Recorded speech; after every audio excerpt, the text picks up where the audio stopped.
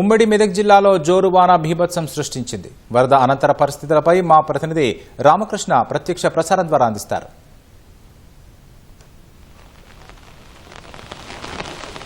ఉమ్మడి మెదక్ జిల్లా వ్యాప్తంగా భారీ వర్షాలు దంచుకొడుతున్నాయని చెప్పుకోవచ్చు. నిన్న సాయంత్రం నుంచి కూడా అత్యధిక భారీ వర్షపాతం నమోదైంది. అటు మెదక్ జిల్లాలో ఉన్నటువంటి ధూప్ సింగ్ తండా మాత్రం అల్లకల్లోలం అయిపోయిందని చెప్పుకోవచ్చు. అటు భారీ ఎత్తున అయితే మాత్రం పంట నష్టం వాటిల్లింది. అదేవిధంగా ఇటు జాతీయ రహదారులు అలాగే స్థానికంగా ఉన్నటువంటి రోడ్లు మొత్తం కూడా ఈ వర్షం ధాటికైతే కొట్టుకుపోయినాయి.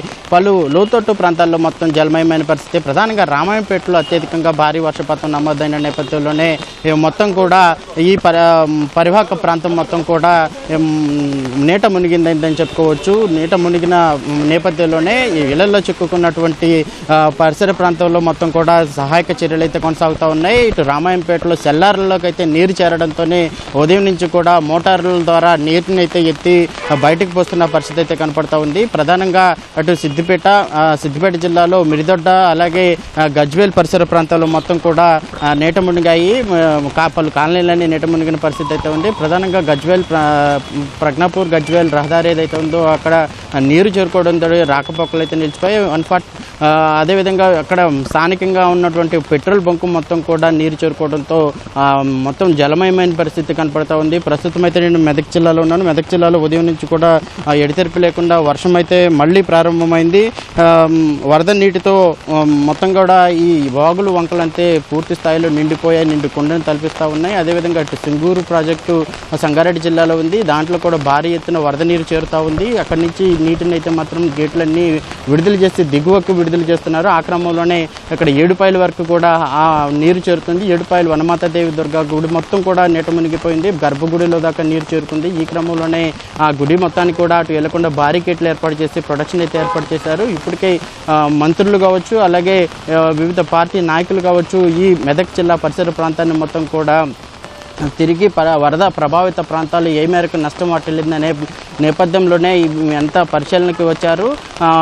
ఇన్ఛార్జ్ మంత్రి వివేక్ వెంకటస్వామి కూడా ఇక్కడికి ఇప్పటికే చేరుకున్నారు. వరద ప్రభావిత ప్రాంతాల్లో ఆయన పరిశీలిస్తారు. అధికారులకు ఇప్పటికే ముఖ్యమంత్రి రేవంత్ రెడ్డి పలు సూచనలు చేశారు. ఎప్పటికప్పుడు సహాయక చర్యలు కొనసాగాలి, ఎవరు కూడా నిర్లక్ష్యంగా వ్యవహరించవద్దని చెప్పి కూడా ఆదేశాలు జారీ చేసిన నేపథ్యంలోనే పటిష్ట బందోబస్తులు అయితే ఏర్పాటు చేశారు. ఎక్కడెక్కడ వాగులు వంకలు తెగిపోయిన దగ్గర అయితే మాత్రం భారీ గేట్లు పెట్టి అటువైపు వెళ్లకుండా కూడా పోలీసులు అయితే పటిష్ట బందోబస్తుని ఏర్పాటు చేశారు. ఇప్పటికే మెదక్ జిల్లాలో అత్యధిక వర్షపాతం నమోదవుతున్న క్రమంలోనే మొత్తం మెదక్ జిల్లాలో ఉన్నటువంటి విద్యా సంస్థలన్నీ కూడా సెలవు ప్రకటించిన పరిస్థితి అయితే ఉంది. నిన్నటి నుంచి కూడా కలెక్టర్ రాహుల్ రాజ్ అప్రమత్తమయ్యారు. అధికార యంత్రాంగాన్ని మొత్తం సర్వం సిద్ధం చేశారు. అటు ఎన్డీఆర్ఎఫ్, ఎస్డీఆర్ఎఫ్ అన్ని బృందాలు కూడా సహాయక చర్యలకు సిద్ధమయ్యారు. నిన్న ఈ ధూప్ సింగ్ తండా పరిధిలో ఒక వంతెన రాజపేట వంతెన దగ్గర అయితే మాత్రం ఒక 10 మంది చిక్కుకున్నారు. వారిని ఆర్మీ సిబ్బంది అయితే నిన్న వారిని సేఫ్గా రక్షించిన పరిస్థితి అయితే ఉంది. అలాగే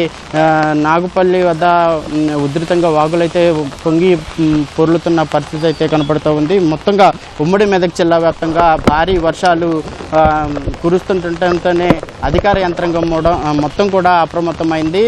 ప్రస్తుతం అయితే మాత్రం ఇంకా వరద బీభత్సం అయితే కొనసాగుతూ ఉంటుంది. ఈ క్రమంలోనే అధికార యంత్రాంగం మొత్తం కూడా సర్వం సిద్ధం చేసుకుని ఎటువంటి అవాంఛనీయ ఘటనలు జరగకుండా ప్రస్తుతం అయితే పటిష్ట బందోబస్తులు అయితే ఏర్పాటు చేస్తున్నారు. మరికొద్దిసేపట్లోనే మాజీ మంత్రి హరీష్ రావు అలాగే ఇక్కడ మెదక్లో ఉన్నటువంటి మాజీ ఎమ్మెల్యే పద్మా దేవేందర్ రెడ్డి ఈ కాలనీలు అయితే నీట మునిగిన కాలనీని పరిశీలించనున్నారు.